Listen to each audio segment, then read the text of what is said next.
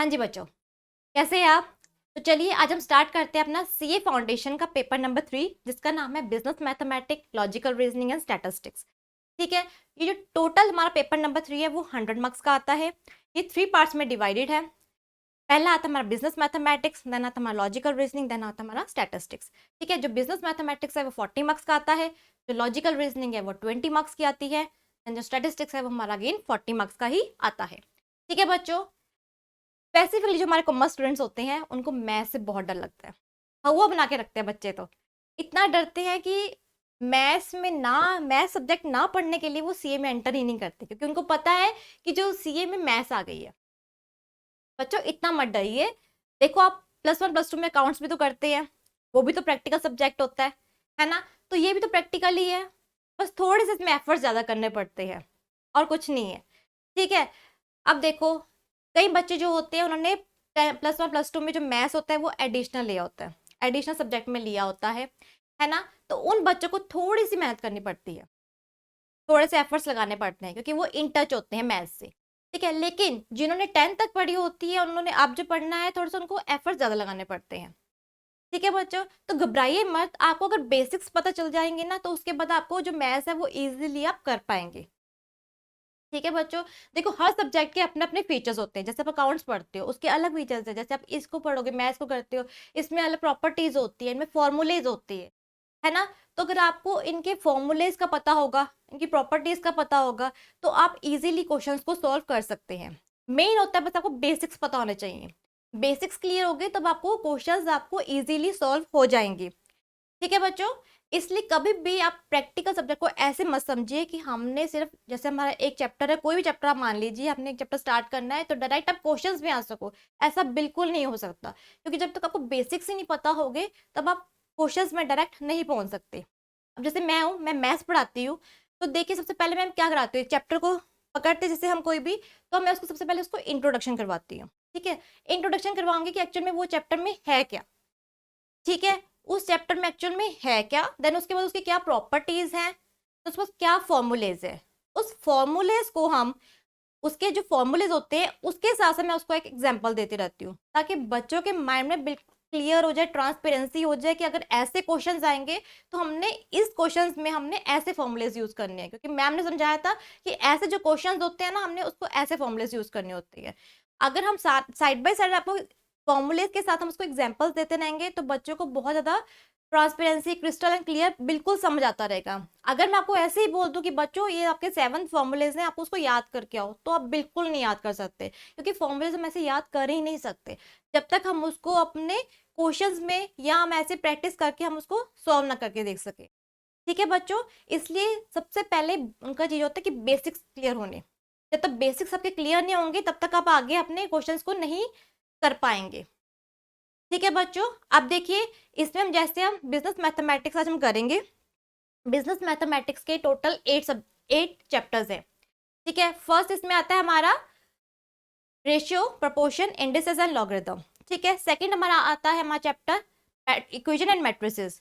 Third आता है हमारा लीनियर इनइक्वालिटीज। फोर्थ आता है हमारा chapter time value of money. Fifth chapter हमारा आता है permutation and combination. Six chapter आता है हमारा एपी एंड जीपी, जिसको हम कहते हैं arithmetic progression and geometric progression. Seven chapter हमारा आता है set, relation and function. And last हमारा 8 चैप्टर आता है हमारा डिफरेंशियबिलिटी एंड इंटीग्रेशन। ये टोटल हमारे 8 चैप्टर है, और 8 चैप्टर की डिफरेंट वैल्यूज है। ठीक है। डिफरेंट वैल्यूज हैं। हम ऐसे नहीं कर सकते कि हम एक को हम इंपॉर्टेंस दे दे या एक को इग्नोर मार दे, बिल्कुल भी नहीं। हम किसी भी यहाँ पे सब एक चैप्टर को भी हम स्किप नहीं कर सकते। ठीक है। इनमें से कुछ चैप्टर ऐसे हैं जो इंस्टीट्यूट के बहुत ज्यादा फेवरेट है, वो मैं आपको बाद में बताऊंगी। ठीक है। तो इसलिए हम यहाँ पे ऐसा है कि हम किसी भी एक चैप्टर को स्किप नहीं कर सकते, क्योंकि आपको पता है कि यहाँ पे ऑलरेडी ही हमारे एमसीक्यू टाइप क्वेश्चन आते हैं, 1 मार्क ईच होता है। तो हम एक 1 मार्क के लिए हम क्यों एक चैप्टर को स्किप कर दें? ठीक है ना, क्योंकि हर चैप्टर में से कुछ ना कुछ जरूर आता है। ठीक है बच्चों। तो हमने ये सारे चैप्टर सबको आने ही चाहिए। क्लियर है? आज हम करेंगे बिजनेस मैथमेटिक्स का फर्स्ट चैप्टर, जिसका नाम है ratio, proportion, indices and logarithm. इसका हम करेंगे फर्स्ट पार्ट। इसका नाम है रेशियो, कि रेशियो क्या होती है। ठीक है। उसके क्या क्या टाइप्स हैं, देन आगे उसमें थोड़े क्वेश्चंस करेंगे। क्लियर है बच्चों? तो चलिए अब हम स्टार्ट करते हैं अपना रेशियो। तो रेशियो एक्चुअल में होता क्या है? अगर मैं आपको सिंपलेस्ट फॉर्म में बताऊं कि रेशियो होता क्या है, तो होता है A:B। अब आप पूछोगे कि मैम A:B मतलब ये क्या रेशियो हुई? तो बच्चों मैं अगर आपको बोलूं सिंपलेस्ट फॉर्म में, अगर मैं बोलूं कि अगर मैं आपको 100:150, 100:150 को अगर हम करें रेशियो,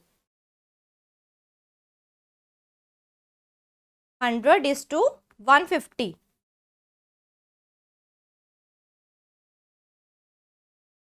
ठीक है, हम इसको बोल सकते हैं कि A:B की फॉर्म है ये। ठीक है, हम A:B को हम ऐसे भी लिख सकते हैं। तो 100/150, 0 से 0 कट गई, 5 to the 10, 5 3 is 15। तो A/B इज इक्वल टू 2/3। तो हम इसको ऐसे भी लिख सकते हैं 2:3। क्लियर है बच्चों? हम इसको ऐसे भी लिख सकते हैं। तो ये एक्चुअल में क्या है, हमारी रेशियो है। एक्चुअल में ये हमारी चीज क्या है, रेशियो है। ठीक है, अब इसको हम मेन डेफिनेशन के थ्रू चलते हैं। हम इसको हम कैसे बोल सकते हैं, a ratio is a comparison of the sizes of two और more quantities of the same kind by division. ठीक है, इन्होंने बोला है कि एक रेशियो जो है वो कंपैरिजन है। रेशियो जो है वो कंपैरिजन है टू और मोर क्वांटिटीज का, लेकिन सेम काइंड की।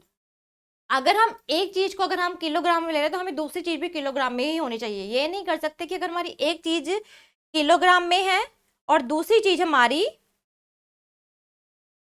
ग्राम में है, तो ऐसे हम कंपैरिजन बिल्कुल नहीं कर सकते। हमें पहले दोनों के जो क्वांटिटीज है, जो भी हमारी उनकी क्वांटिटीज है, वो हमारी बिल्कुल सेम काइंड की होनी चाहिए। मतलब दोनों, अगर वो सेंटीमीटर में है तो वो भी सेंटीमीटर में होनी चाहिए, वो किलोग्राम में तो दूसरी भी चीज हमारी जो है वो किलोग्राम में होनी चाहिए, तभी इन दोनों रेशियोज का कंपेरिजन हो सकता है।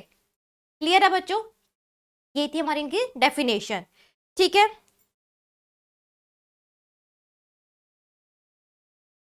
नेक्स्ट आता है हमारा in the ratio, A:B and A and B are called the terms of the ratio। ठीक है, A and B जो है वो टर्म्स कहलाती है किसकी, रेशियो की। Here A is called the first term, A is called the first term। A को हम फर्स्ट टर्म भी कहते हैं और उसको क्या कहते हैं हम, एंटीसीडेंट। एंड B को हम कहते हैं सेकंड टर्म और उसको क्या कहते हैं, कॉन्सिक्वेंट। ठीक है, A को हम फर्स्ट टर्म भी कहते हैं, एंटीसीडेंट भी कहते हैं, एंड B को हम सेकंड टर्म भी कहते हैं और उसको हम कॉन्सिक्वेंट भी कहते हैं। क्लियर है बच्चों? फर्स्ट हमने करी इसकी डेफिनेशन कि दोनों का कंपैरिजन इसलिए हो सकता है जब दोनों की क्वांटिटीज है वो सेम काइंड में हो सके। क्लियर है? देन उसकी टू टर्म्स होती हैं, A:B। ए हमारी होती है फर्स्ट टर्म, उसको हम क्या कहते हैं, एंटीसीडेंट। एंड देन बी होती है हमारी सेकंड टर्म, जिसको हम कहते हैं कॉन्सिक्वेंट। क्लियर है बच्चों? Then equality and inequality. If A is equal to B, then the ratio A is to B is called the equal ratio। Simple है, एग्जाम्पल ले सकते हैं हम कि अगर A is to B है, A is to B is equal to 1:1, ये दोनों फॉर्म में होगी तो मतलब 1:1 रेशियो में होगी, मतलब क्या होगी, equality. A is to B is called equal when दोनों की जो वैल्यूज है वो इक्वल होगी, तब वो क्या कहलाएगी, इक्वालिटी रेशियो। ठीक है, इक्वल रेशियो। देन होता है if A is greater than B, then the ratio A is to B is called the greater inequality। ठीक है, अगर A बड़ा होगा B से तब क्या कहलाएगा, वो ग्रेटर इनइक्वालिटी। जैसे हम कह सकते हैं एग्जांपल 4:3, तो 4 बड़ा है मतलब A is greater than B, तो हम क्या कहेंगे, ग्रेटर इनइक्वालिटी। ठीक है, देन नेक्स्ट हमारा है इफ स्मॉलर देन B, इसी को सेम ले लेते हैं, 3 स्मॉलर देन B, तो हम क्या कहेंगे इसको, लेसर इनइक्वालिटी। क्लियर है बच्चों?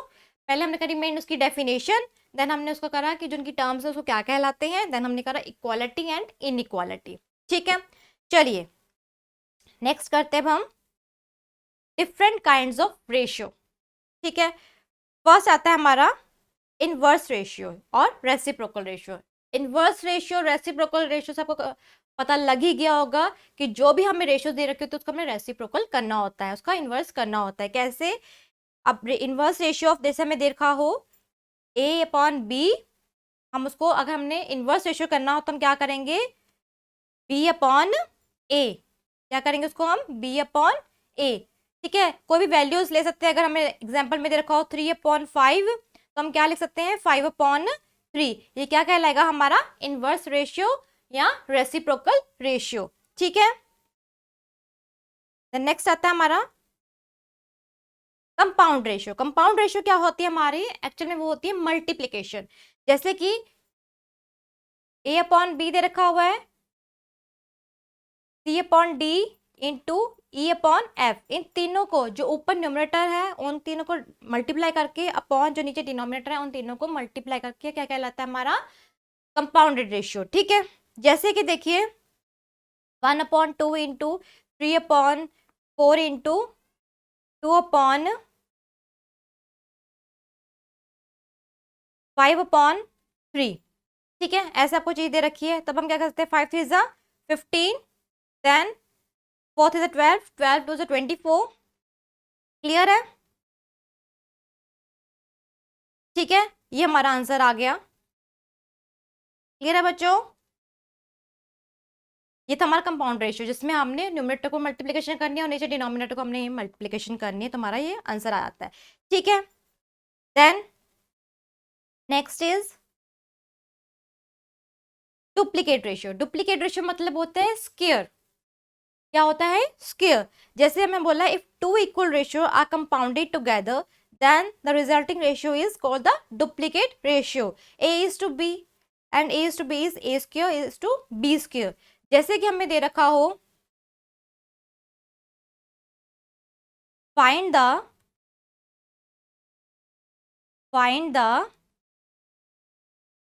duplicate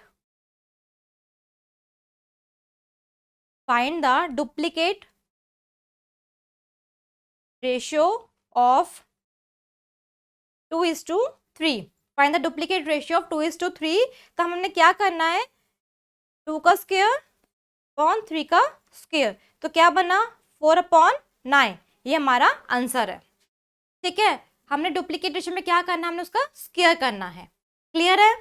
तो चलिए नेक्स्ट है हमारा triplicate ratio. If 3 equal ratios are multiplied together, then the resulting ratio is called the triplicate ratio. इसमें हमने क्या करना है, उसका क्यूब करना होता है। सेम वही सिचुएशन लेते हैं जैसे हमने पहले एग्जांपल लिया था कि find the triplicate ratio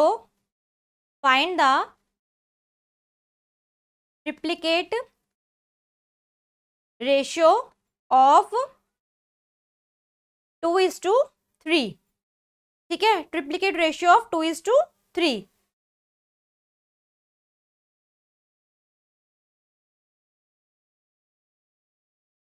ठीक है, अब हमने क्या करना है 2 का क्यूब अपॉन 3 का क्यूब। 2 2 4 4 8, 9 9 3 27। ये हमारा आ गया आंसर। ठीक है बच्चों, डुप्लीकेट में क्या था, हमने उसको स्क्वायर करना था। ट्रिप्लीकेट में क्या है, हमने उसका क्यूब करना है। क्लियर है? चलिए नेक्स्ट करते हैं हम अपनी sub duplicate ratio and sub triplicate ratio.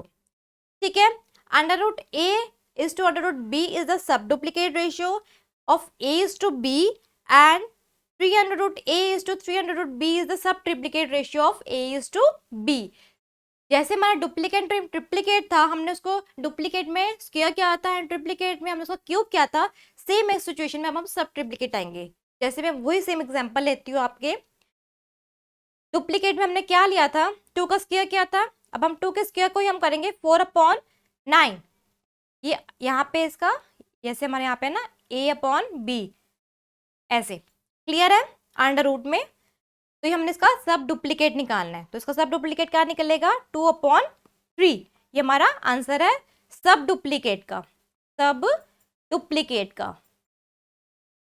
Clear है? अब देखो सब ट्रिप्लीकेट का a अपॉन बी, बट इसमें आगे आ जाएगा 3, तो सेम सिचुएशन लेंगे 16 अपॉन 27। ठीक है, तो 2 2 4 सॉरी 8 आ जाएगा ना, 2 2 4 4 2 8, तो ये 2 का क्यूब है और ये सीधे 9 9 27, तो ये 3 का क्यूब है। तो ये हो जाएगा हमारा सब ट्रिप्लीकेट सिचुएशन होगी हमारी ये। क्लियर है? डुप्लीकेट में हमने स्क्वायर करना है, ट्रिप्लीकेट में हमने क्यूब करना है, सब डुप्लीकेट में हमने क्या करना है, उसको जो हमें स्क्वायर्स दे रखे होते हैं, हमने अंडर रूट हटा के हमने उसका स्क्वायर का, उसको सब डुप्लीकेट मतलब स्क्वायर रूट हटा के हमें उसका मेन वैल्यू लानी होती है। और सब ट्रिप्लीकेट में हमें उसके अंडर रूट हटा के उसका जो उसके जैसे यहाँ पे बोला था मैंने कि 8 का क्यूब, 8 किसका क्यूब है, वो किसका क्यूब है, हमारा 2 का क्यूब है। तो हमने उसका अंडर रूट हटा के ये 3 हमने यहाँ पे जैसे हमने लिख दिया, तो 3 का वो जो अंडर रूट है ये हमने हटा के उसको हमने मेन वैल्यू लानी होती है। क्लियर है बच्चों? चलिए नेक्स्ट पॉइंट हमारा है कॉन्टिन्यूड रेशियो। कॉन्टिन्यूड रेशियो में क्या होता है? The continued ratio is the relation between the magnitudes of two और more ratios and is denoted by A is to B is to C. Example देखते हैं हम इसका। अब देखिए A is to B is to C हमें situations दे रखी होती हैं इसमें, ठीक है। अब 2:3 हमें ए इज टू बी दे रखा हुआ है। देखिए एक हमें दे रखी हुई है 2:3 एंड दोबारा से बी इज टू सी दे रखी है हमें 4:10। अब देखिए इसमें क्या है, जो बी है वो कॉमन वैल्यू नहीं है, कॉमन वैल्यू जो है वो नहीं है।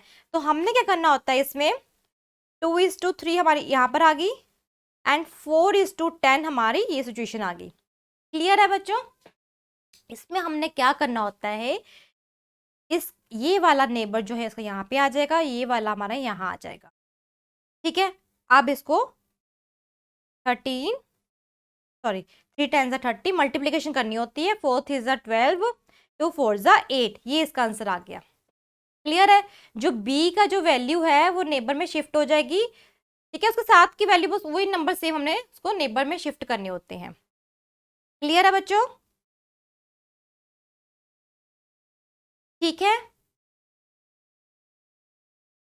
जो हमारा बी में हमें जो वैल्यू दे रखे होते हैं हमने सी में उसको वही वैल्यू हम उसको वहाँ पे पुट कर देंगे। जैसे कि हमारे यहाँ पे बी में 4 वैल्यू थी, हमने उसको दोबारा से ए में हमने उसको नेबर में वही वैल्यू उसको हमने पुट कर दी है। क्लियर है? ये हम इसको ऐसे हम उसको सॉल्व कर सकते हैं, ठीक है बच्चों। चलिए ये थे हमारे सारे main different kind of ratio. कितनी थी हमारी रेशियो, डिफरेंट काइंड कितने थे हमारे, 6 थे। समरी थोड़ी मैं आपको समझा देती हूँ हमने क्या क्या किया इसमें। रेशियो में हमारे एक्चुअल में क्या था कि हम 2 और मोर क्वांटिटीज को हम कंपैरिजन कर सकते हैं विद द सेम काइंड, ठीक है। देन उसके बाद हमने बोला था कि ए इज टू बी हमारी 2 टर्म्स होती हैं। ए होती है हमारी फर्स्ट टर्म जिसको हम कहते हैं एंटीसीडेंट, एंड बी होती है हमारी सेकेंड टर्म जिसको हम कहते हैं कॉन्सिक्वेंट। क्लियर है बच्चों? देन उसके बाद हमने करा था इसके इक्वालिटी एंड इनइक्वालिटी। इक्वालिटी कब होती है, जब ए इज टू बी इक्वल होते हैं। जैसे ए अगर 1 है तो बी भी हमारा 1 होगा, मतलब दोनों की हमारी इक्वल इक्वल हमारी रेशियोज होनी चाहिए, तो इक्वल कहलाएगी, ठीक है। देन हमने किया था कि इनइक्वालिटी, इनइक्वालिटी में 2 होते हैं, एक ग्रेटर होता है एक स्मॉलर होता है। ग्रेटर कब होगा, जब ए इज ग्रेटर देन बी होगा तब ग्रेटर इनइक्वालिटी होगी। एंड देन जब अगर स्मॉलर इनइक्वालिटी कब हो सकती है, कि जब ए इज स्मॉलर देन बी होगा, ए इज स्मॉलर देन बी, ठीक है। मैंने एग्जाम्पल भी बताया था कि ग्रेटर कब होगा, अगर 4 इज ग्रेटर देन 3 तो हमारी क्या होगी, ग्रेटर इनइक्वालिटी। अगर स्मॉलर इनइक्वालिटी है तो उसका रिवर्स कर दो कि 3 को हम मानते हैं ए एंड 4 को मानते हैं हम बी, तो 3 इज लेसर देन 4, हम कहते हैं उसको स्मॉलर इनइक्वालिटी। क्लियर है बच्चों? देन हमने किए थे इसके डिफरेंट काइंड्स ऑफ रेशियोज। इसमें हमने क्या किया था, हमने फर्स्ट रेशियो किया था, हमने डिफरेंट काइंड ऑफ रेशियो, हमने फर्स्ट रेशियो किया था, जो हमने किया था वो किया था हमने इनवर्स रेशियो। इनवर्स रेशियो क्या होती है, जिसको हम कहते हैं रेसिप्रोकल रेशियो।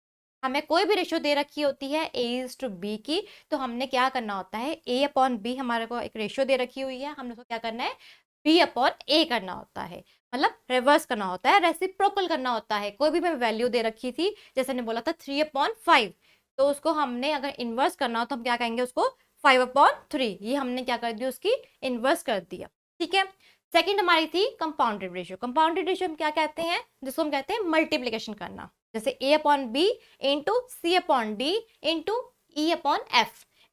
ऊपर जो डिनोमिनेटर होते हैं उनको अलग से मल्टीप्लाई करके वो न्यूमरेटर आ जाएगा, और डिनोमिनेटर को नीचे मल्टीप्लिकेशन करके उनका डिनोमिनेटर आ जाएगा, तो वो अलग एक रेशियो बन जाएगी, उसको हम कहते हैं कंपाउंडेड रेशियो, ठीक है। देखो इनवर्स रेशियो हमारी क्या थी, हम यहाँ पे थोड़ी सी लिख देते हैं कि समरी है ताकि आपको क्लियर हो जाएगा, ठीक है। हमारा फर्स्ट था इसमें इनवर्स रेशियो, ठीक है। इसमें हमने क्या किया था, A upon B is equal to B upon A, reciprocal, ठीक है। देन सेकंड हमने किया था कंपाउंडेड रेशियो, इसमें हमने क्या की थी, मल्टीप्लीकेशन, मल्टीप्लीकेशन, ठीक है, न्यूमरेटर अपॉन डिनोमिनेटर्स, ठीक है। देन थर्ड हमारा आता है डुप्लीकेट रेशियो, डुप्लीकेट रेशियो, इसमें हमने क्या किया था, square of the ratio, square क्या था, square of the ratio. Number fourth हमारा था ट्रिप्लीकेट रेशियो, ट्रिप्लीकेट रेशियो, इसमें हमने क्या किया था, cube of the ratio, cube of the ratio, कोई भी हमारी टर्म दे रखा, जैसे हमने टू का निकालना था, तो हमने क्या किया, 2 × 2 इज इक्वल टू 4, देन हमने कहा था 3 इज इक्वल टू 3 का क्यूब, तो यहाँ पे क्या आएगा 27, ठीक है। देन हमने क्या था फिफ्थ में, सब डुप्लीकेट एंड सब ट्रिप्लीकेट, मैं आपको यहाँ पे डिफरेंट दिखाया था ताकि आपको कंफ्यूजन ना हो। सब डुप्लीकेट में क्या था, under root of the ratio, ठीक है। जैसे कि हमने ये किया तो 2 आ गया इसका आंसर, इसमें ही है, फर्स्ट पार्ट था, सेकंड पार्ट था हमारा सब ट्रिप्लीकेट, सब triplicate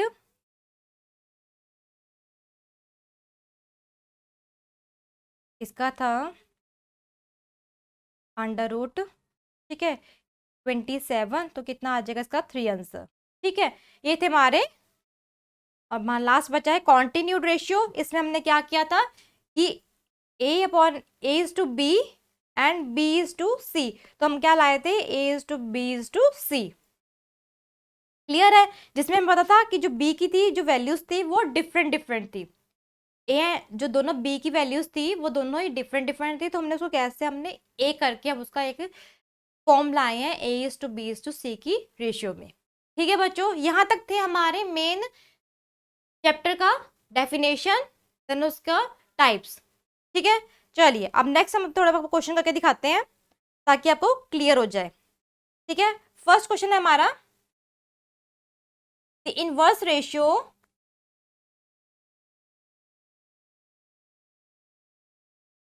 the inverse ratio of 11:15 is, अब देखिए इनवर्स रेशियो हमें ऐसे दे रखा हुआ है 11/15, ठीक है। इसकी इनवर्स रेशियो हमने बनानी है, रेसिप्रोकल रेशियो बनानी है, तो क्या हो जाएगा 15/11, इसका आंसर आ गया, है ना, सिंपल क्वेश्चन। चलिए नेक्स्ट हमारा क्वेश्चन आता है, हाँ जी, the ratio of two quantities, the ratio of two quantities is 3:4, 3:4 if the antecedent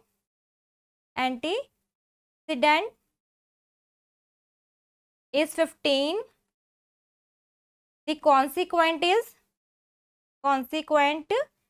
is हमें क्वेश्चन मार्क है, ठीक है। अब देखो, अब हमें ये तभी पता लगेगा अगर हमने बेसिक्स चीजें पढ़ी होंगी, ठीक है। अब 3:4 है, मतलब 3/4, ये क्या होता है हमारा, फर्स्ट टर्म हमारी क्या कहलाती है, एंटीसीडेंट, ठीक है, और सेकंड टर्म क्या कहलाती है, consequent,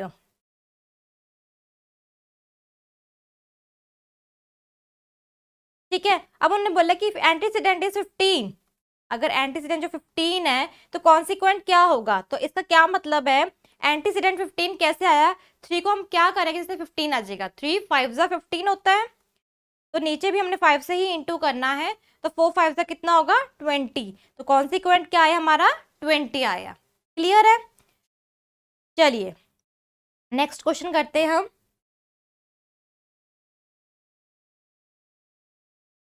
duplicate ratio, the duplicate ratio of 3:4, 3:4, ठीक है। अब इसका हमने डुप्लीकेट रेशियो करना है, मतलब हमें स्क्वायर करना है, a/v का हमने स्क्वायर करना है, 3 का स्क्वायर एंड 4 का स्क्वायर, 3 3 जा 9, 4 4 जा 16, ये इसका आंसर है। डुप्लीकेट रेशियो निकालनी है सिर्फ 3:4 की, तो क्या निकाला हमने 4/16, ठीक है। देन नेक्स्ट आता है triplicate ratio.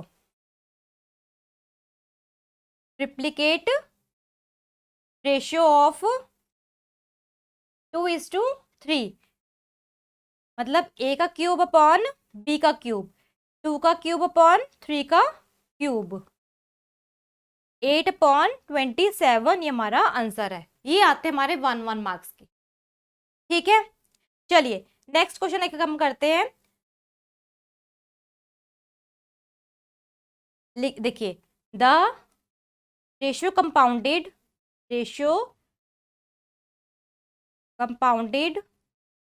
of 4:9 and the duplicate ratio of